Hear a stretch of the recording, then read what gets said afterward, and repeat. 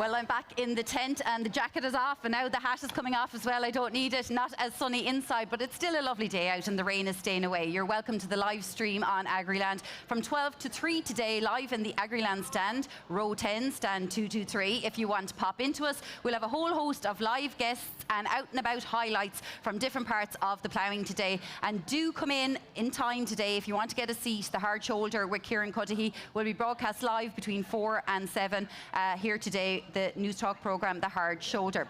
But I am joined now in our studio here in Agriland by Minister of State Michael Healy-Rae. Minister, thank you very much for joining us today. Thank you, Stella. And before we start, could I just thank Agriland, first of all, for the great coverage they're giving. Because you see, not everybody's able to come to the ploughing because of work commitments, because of different things going on at home.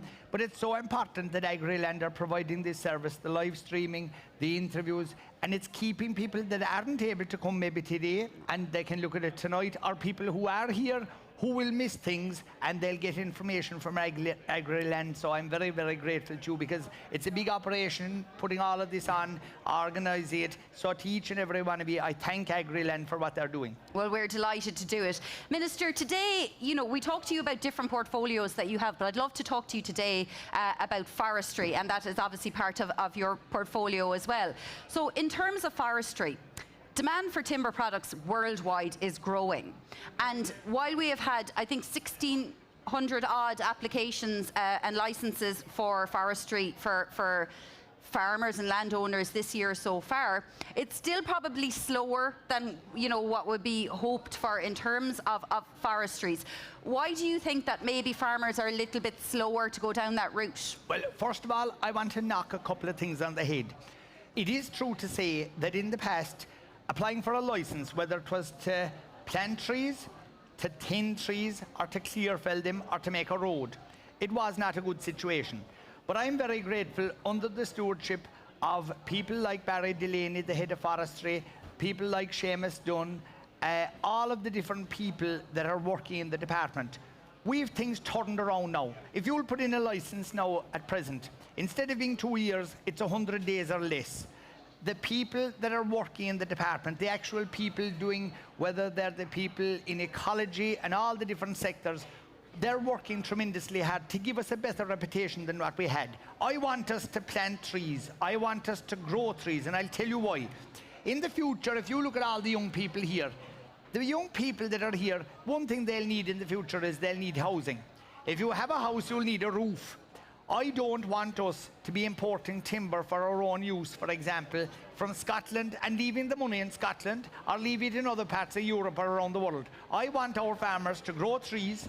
We grow trees quicker and better here than anywhere else. I want us to continue that so that it's keeping our sawmills going, keeping jobs at home. We've excellent factories here. We've excellent families that are involved in the timber business. We've haulage contractors. We've people involved in harvesting. And it's a business. It's an industry. It's a serious industry. But also then for our climate, it's very, very good that we have a proper afforestation cover. We're at around 11%. I want us to grow that in Ireland. And people might say, oh, well, forestry is a long-term investment. Yes, it is. But if you plant a forestry plantation, there's all different types of forestry now. We've agroforestry, we've native woodland schemes. We can design a scheme to suit your farm. And if you have ground that what I would call you want to give over to forestry, in other words, that you have a crop and that you can renew that crop when you harvest it, the money is tax-free, and it is a sensible option financially for families to engage in. I always say about something, I'd never recommend somebody to do something unless I'd feel happy and comfortable in doing it myself. Yeah. When I was in my early 20s, I planted a large enough plantation, and I'm involved in forestry since, with planter and working and all that sort of thing. So it's a great industry. And you might say it doesn't suit everybody. Maybe it doesn't, but it suits a lot of people. We have a hub here this year, a thing we didn't have before. The department, and I'm very grateful to the fact that we financed that hub. But we also then have forestry companies. We've up to 14 excellent forestry companies that are here that will give you a free advice. They'll guide you, they'll give you assistance, they'll tell you the financial benefits of planting trees. And I really, really think that forestry is something that farmers and young people should be looking at.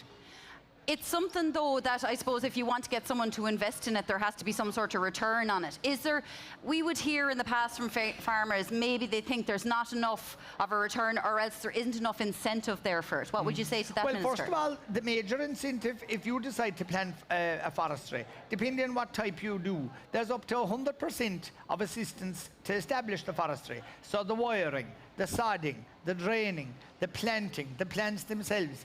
And we've excellent people like none so hardy in Ireland who are producing plants and again keeping jobs at home. And anything that you would invest in, and you get 100% of a grant to invest into it, and then you'll get a premium for up to 20 years and a tax-free income. Like, you can double that if you were to be trying to get it from some other source, because to have what you'd have from forestry, you'd have to earn double from some other enterprise. And if you manage and maintain your forestry, you can have maybe up to 2 thinnings from it, which again will help how would I call it, the well-being of the rest of the forestry, and you also will have an income from those thinnings. And then obviously your big payday is the clear fell day, and whether it's for yourself, if you're an older farmer, you're leaving what I would call a legacy for your children, but also for yourself, if you're a younger person, you'll have it around retirement age, perhaps at a time when it's critically important for people to have a lump of money. Now, I don't want to skirt away from this. We did have a situation, it was beyond everybody's control. God came along, and on one night, he knocked 26,000 hectares of trees in Ireland. But considering the enormity of the problem that we had, we in the department are tackling that head on. We're working day to day with the farmers to ensure that that timber can be removed safely, sold, it's not lost in its value, and in particularly depending on the age, especially if the forestry was a bit older, there's still an awful lot of very valuable boxwood in that, and even the pulpwood is making money. And you can still take that away, and we are going to have a reconstitution scheme. I want to assure people of that. It'll be announced in a couple of weeks' time exactly what that will be. So people who came along and replanted now already, they will get money. People who haven't done so already, they will get money to help them in the cost of replanting. Yeah, because a lot of the forest owners were very upset and distressed at the time. Like, I mean, that was their pension pot, really, you know, and it just gone. Well, you know. the way I describe it is it's like going out in the morning and seeing your shed knocked down on the ground. Yeah. And it's so sad because they've watched it, they've nurtured it, and then all of a sudden to see 26,000 hectares. But it was one of those life's eventualities that we can't legislate for. But even though it was unforeseen, we're not shy when it comes to the finances of backing people up. And like, that is exactly what we're going to do. And I'm very grateful and thankful to the Senior Minister, Minister Martin Hayden, for his support on this issue. And we're steadfast in the department under the stewardship of Barry Delaney in saying to people, there will be a reconstitution scheme and it'll be coming out very shortly. Yeah, I think that a lot of forest owners are waiting for that, and it was a matter of urgency after Storm Éowyn at the beginning of the year, because you had to, before it started rotting, you had to get it out, even, you know, the pulp. And then there was a lot of forest owners who hadn't anticipated getting contracts at that stage. You know, they thought the forest would last another few years to go into the pension, and they were trying to rush advice at the time, rush getting contractors in and that kind of thing. We're coming into the winter period again, Minister. You know, who's to say we won't have another storm like this and more forest won't be felled as a result? What advice would you have for those forest owners? Well, the first thing, I'd hope that God wouldn't be too mean and that he'd send us another storm like that, because I don't think he'll do that. They're getting more common in recent years, though. I hope he'll send it to somewhere else and send it to Ireland, because we could do without it now for a while. Yeah. But what I would say on a serious note, and you talked there about timber decaying, right? You see, the timber that fell, and this is a very important point, even though it fell over, in many, many instances, and remember now we did a detailed analysis of exactly what that was like. We did it from the sky. So we were able to see every forestry plantation. And you see, it's like being connected with a cord inside in the womb. These trees were still connected to the ground. So it wasn't as though they were dying right away or they were losing an awful lot of weight. The statistics will actually back us up on this. It's not as though that your crop was fatally wounded when it fell. All it meant was your timber was lying over rather than being standing up. And we will get there, and we are getting there. And Cuilta, I want to mention Cuilta, It's very important that they're successful, and they are dealing in a very determined and hard-working way. And many farms, remember, have a partnership with Coillte, and Coillte are working diligently with those people. So under the stewardship of their management, and Emelde is the chairperson of Coillte, and they're all doing excellent work from the very, very top all the way down. The people in Coillte are very good, and they're great neighbours. They're doing good work with their neighbours as well. No doubt, and I do know, having spoken to forest owners, they have their own concerns sometimes around the difference between how timber is weighed with Coillte and with private owners as well. But we don't have time to get into that now just today, but that is a concern for them.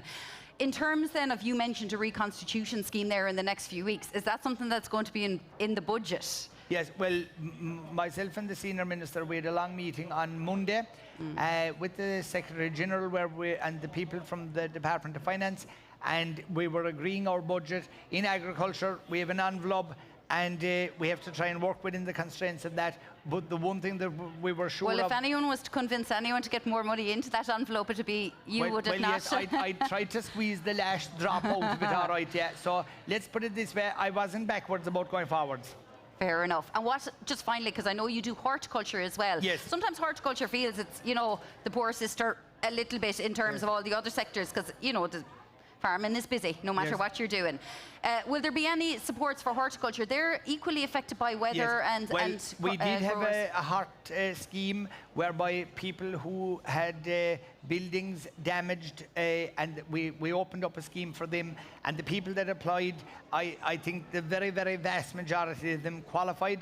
I am sorry to anybody who was outside the criteria, but sometimes there's planning issues and different things that hold it up. But I do want to say to the people involved in horticulture, because horticulture and the production of food is so important to us in Ireland, because so sustainable. Yes, and our produce is so much better than anywhere else in the world. If you can have Irish potatoes versus any other potato or carrots or any of the other vegetables we have, and we have excellent individuals and families working in horticulture. But I have a message for those people as well. We were dealing with their budget as well on Monday, and let me just word it this way. I wasn't backwards about going forwards with regard to money for horticulture, and the Senior Minister was a great assistance as well in that matter. And I compliment and I thank very humbly Minister Martin Hayden for his strong interest in horticulture. And he's an extremely busy man, but he's a great support, and he's really interested in that industry, as obviously I am, because it's my direct responsibility. Minister Michael Healy-Rae, thank you very much for giving us your time this afternoon on the Agriland live stream. Thank you, Stella.